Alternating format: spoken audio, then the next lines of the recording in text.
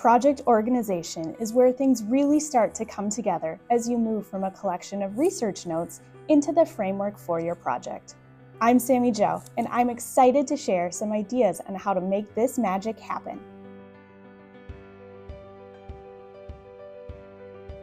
You've done a ton of research. Now we need to figure out what to do with it. No matter which category you choose, there are several main parts that make up any History Day project. A title that captures your viewer's attention and describes your project, your thesis, which is the argument you'll be proving, and sections to help divide up information. The sections are the skeletons of your project, its structure or organization. Depending on the category you choose, these might be parts of an exhibit, pages on a website, segments of a documentary, scenes in a performance, or paragraphs in a paper. You will use your thesis to decide the sections that you need in your project. Your thesis not only introduces your viewer to the argument you're making, but gives you a roadmap of all the things you need to include in your project to prove your thesis. If you haven't written your thesis yet, talk to your teacher or visit our website for worksheets and videos to help you out. You'll need it before you start. But I have one quick reminder before we go any further. The following suggestions have been used successfully by many students, but you are in charge of your project if you want to take another approach. The most common ways to think about the sections you need in your project is to think about what happened before, during, and after the main events of your topic. Let's break this down a little more. The before section sets the stage for your topic. This includes both information that happened long before and right before the main events of your topic. The during section is the heart of your story, where you tell the audience what actually happened.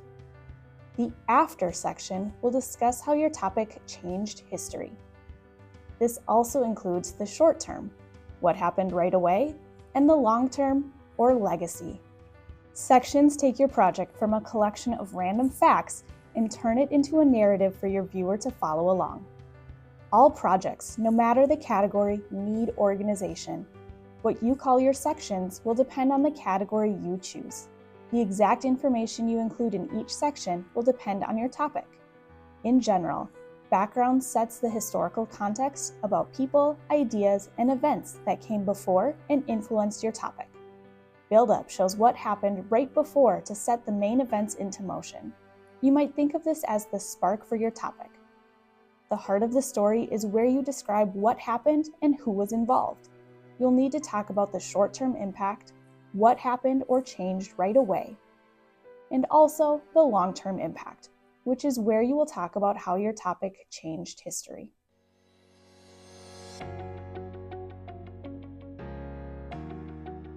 Now that we understand the basic framework, let me show you how this works in an actual History Day project. We will look at a website example in a moment, but you'll notice that organization is important in an exhibit too. In this category, divide the physical space into different sections that connect to and support your thesis. Remember, these ideas apply to all categories. Our sample website is about Oyama versus California, which was a lawsuit in 1945 that fought against prejudicial laws that prevented Japanese Americans from owning land. As we look through this thesis statement, which is clearly presented on the homepage, we see that it directly relates to the different pages of their website. Mentioning earlier discrimination against people of Asian descent helps provide background information or historical context to this topic. The buildup, or spark, for this case was the California Alien Land Law. The page on initiating a case is the heart of the story, or main event, and will tell us what this court case was about. The immediate outcomes are covered on the final decision page, and Oyama Legacy is the long-term impact and directly relates to how this event changed history. More than encouraging you to copy this format exactly, what I want you to notice is how each element of the thesis is supported by a part of the website and how each page of the website directly connects to the thesis.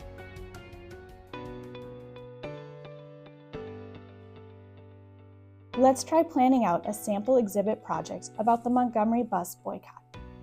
We're going to use this blank exhibit map similar to the diagram we used earlier to plan our project. I like to start by thinking about my title.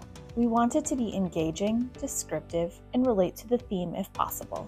From these choices I brainstormed, I'm going to use Innovating Protest Strategies, the Montgomery Bus Boycott. Next, I want to plan where I'm going to put my thesis. Try to put it somewhere that viewers will see right away and hopefully read first. On an exhibit in the center, below the title, is a great spot. In this example, we are working with the same thesis that we developed in our thesis statement presentation.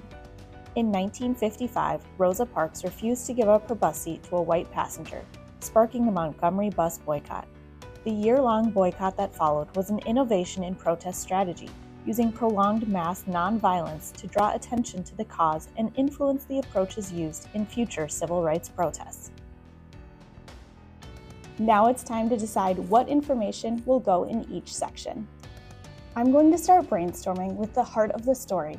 The Montgomery Bus Boycott itself is going to be the main event of my project, so I will focus on when the boycott started, what happened, and who was involved.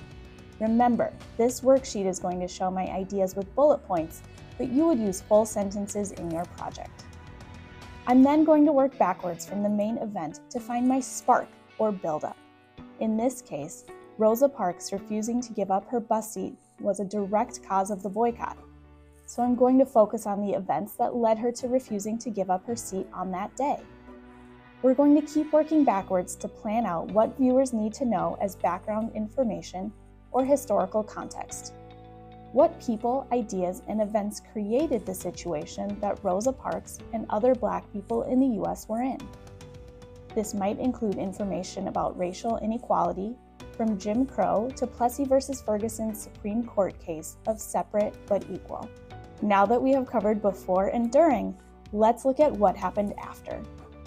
My short-term impact focuses on what changed immediately after the bus boycott, including the Supreme Court case that followed and the new attention to the civil rights movement. And finally, the long-term impact. This section helps to explain how the topic changed history. It will show how it influenced other important events in history.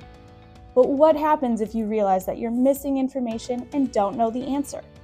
This is where you'll know to do more research and fill in any gaps. Once you know what will be in each section, you can come up with creative names for your sections. Just like your title, it's a good idea to use something that relates to the information being shared in that section.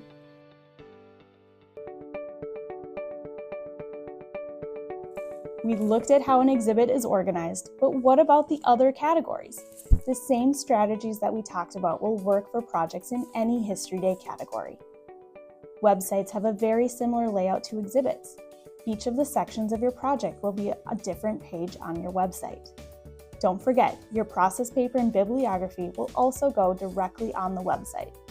In a documentary, you will divide up time instead of physical space. The documentary Tootsie Roll shows you how to balance the different sections. Sometimes students choose to use section names throughout the documentary to show when they are moving to a new section. The research paper will be formatted similarly to other papers you've written. Creating an outline will help to organize the information with different ideas and supporting evidence. Performances are the category with the most variety, but your project will still need a clear thesis. From there, get creative with the characters, scenes, and props you select. The performance idea map can help you to plan the types of information you want to include. Now that you have a plan, you can begin to bring it to life. Write your text using the map you created as a guide. Select the evidence that supports that text, pictures, quotes, documents, and more. And get those glue sticks ready. You can start building your project. If you need more inspiration, visit our website for more information on creating a project in each of these categories.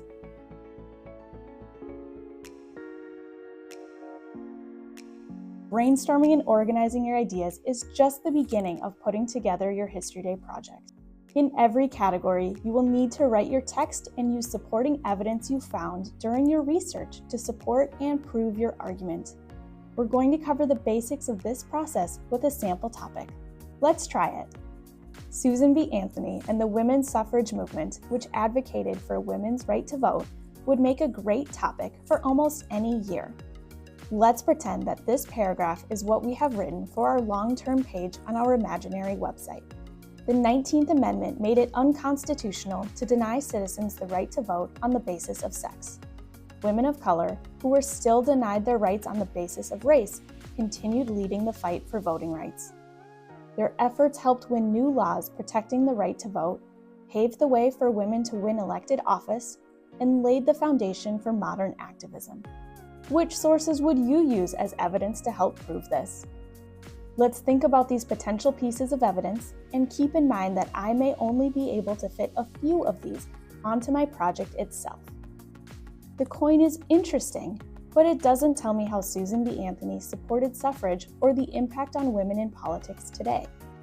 The map, showing where women could vote before the passage of the amendment, might be a better fit for short-term impact. If this section is focusing on the connection from the passage of the amendment to today, the signing of the Voting Rights Act of 1965, and Stacey Abrams, a female politician, would all be great pieces of evidence. While this example is a website, the same process of selecting evidence to support your words and thesis happens in each category. This process takes time. Your project will change and evolve as you find new information, change your argument, or get feedback from others. Your project can and should change throughout the year. Thanks for joining me on this video. We can't wait to see what you create. Happy History Day!